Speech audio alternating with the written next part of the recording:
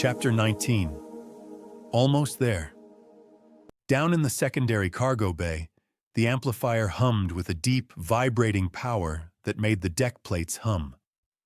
The thick fiber optic cables snaked across the floor, glowing with a faint, pulsing violet light, where Freya had spliced them directly into the Orchid's secondary fusion reactor.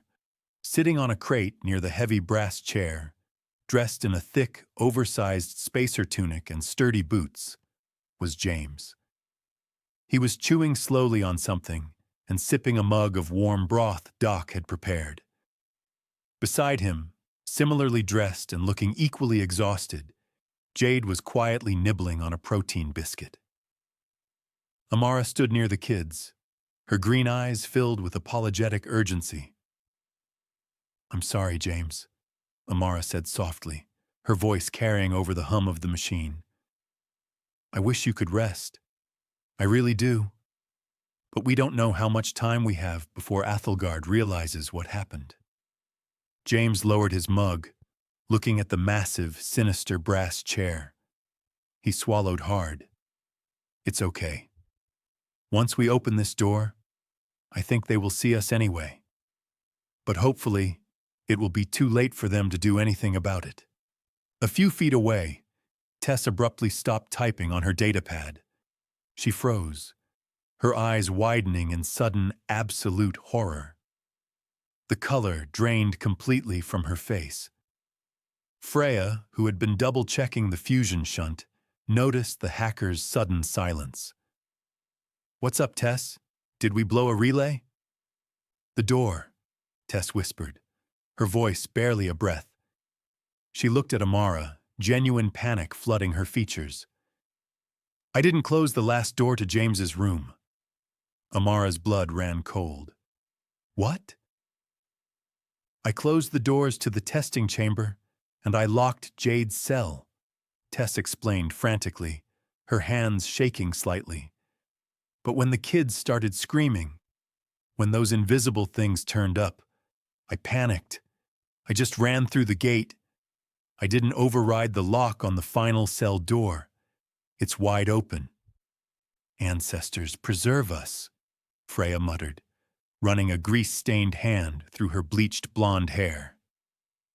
"If someone walks down that corridor and looks inside," Tess continued, her voice rising an octave, "they will know the kids are gone. They will know the facility has been breached." Rafi let out a low, humorless grunt, adjusting the sling of his mag rifle. "So much for a perfect zero-footprint plan." "There is nothing we can do about it now," Amara said firmly, cutting off the rising panic in the cargo bay. "We can't go back and close it. We just have to hope they haven't sent a patrol down that hallway yet. We have to hope we have enough time to jump before—" The ship-wide intercom crackled to life, shattering the tense silence. "Amara," Finn's voice echoed through the bay, hard, fast, and completely stripped of its usual calm. "Can we speed things up down there?" Amara grabbed a nearby comms panel. "What is it, Finn? Are we painted?" "I think they know what we did," Finn replied grimly. "I'm picking up multiple heavy corporate cruisers breaking orbit from the dark side of the moon. They are leaving in a hurry, Amara. They aren't running standard patrols. They're fanning out, initiating a sector-wide active sensor sweep." Rafi cursed softly in a language Amara didn't recognize. "They found the open door," Tess breathed. "Get him in the chair," Amara ordered, turning back to the kids. Her voice left absolutely no room for argument. "We are out of time." James didn't hesitate. He handed the half-empty mug of broth to Jade, his small face setting into a mask of grim determination. He walked over to the dais and climbed up into the heavy brass chair. He looked incredibly small, sitting against the dark leather, but his dark eyes were fiercely focused. "I'm ready," James said quietly. While the Iron Orchid desperately prepared to jump, A sleek, terrifyingly sharp vessel tore itself out of the hidden subterranean hangars of Umbrix. The Scythe lived up to her name. She was a custom-built, heavy assault corvette, painted black to absorb radar and visual scans. She possessed the armaments of a Syndicate destroyer, but the streamlined, predatory profile of a deep space interceptor. Standing on the immaculate, dimly lit bridge, staring furiously out the front viewport, was Carver. He was not happy. The dark overcoat he usually wore with impeccable grace was currently tossed carelessly over a nearby comms terminal. His charcoal suit jacket was unbuttoned, his tie ripped away. The cold, chillingly polite corporate fixer who had so effortlessly ordered the death of Leon Crow was entirely gone. Rage, pure and blinding, radiated from him like the heat from a sun. As the Scythe had broken orbit and touched down in the hidden caverns of the moon base only 20 minutes ago, the first pieces of the impossible report had reached him. The breach hadn't been discovered by a sophisticated sensor array or a catastrophic power failure. The thieves had spoofed the power grid perfectly. It was discovered by a routine, mundane guard patrol. 2 guards had been walking down the main corridor of the deepest sublevel. One of them, a veteran who had been stationed at the Black Site since the earliest days of the project, immediately noticed something wrong. The heavy, reinforced door to the young boy's cell had been left wide open. They had checked inside, found the room entirely empty, and instantly sounded the facility-wide alarm. Panic had ensued. The guards had sprinted down the corridor to the testing chamber, only to find the doors electronically sealed. When they finally overrode the locks and breached the room, they discovered the unthinkable. The primary neural amplifier, a device that represented trillions of credits in research and the future of Athelgard Corporation, was gone.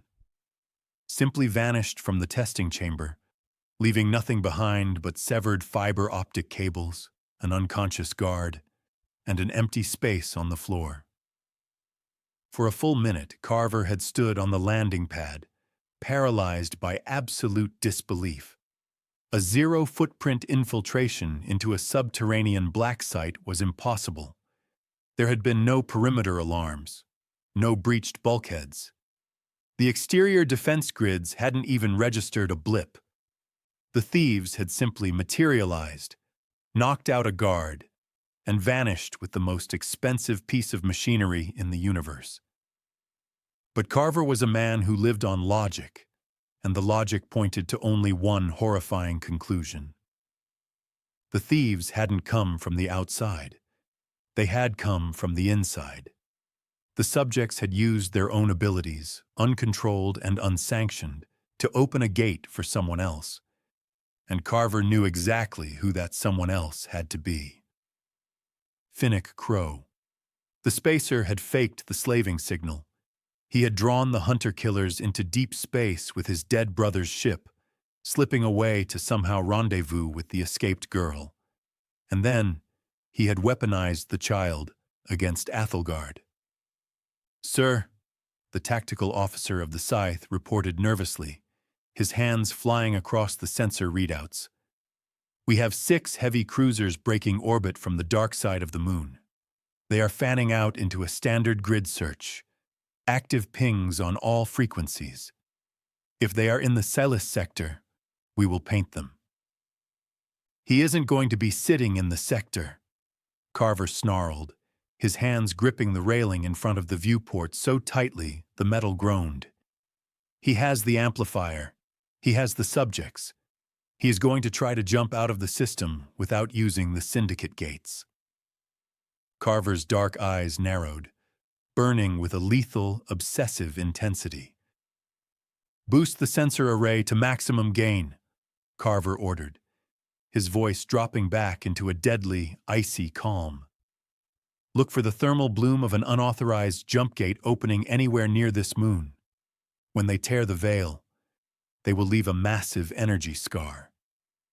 find it. And when we do, sir? The tactical officer asked, his fingers hesitating over the firing controls.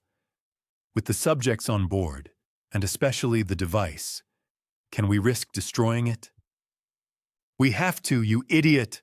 Carver roared, the last shred of his polite corporate facade shattering completely. We can make another device! We can find other children! If they jump, we might never get the chance to ever find them again. He paused, a terrifying, manic desperation bleeding into his voice as he stared out at the black void of space. And I might not survive the consequences of that.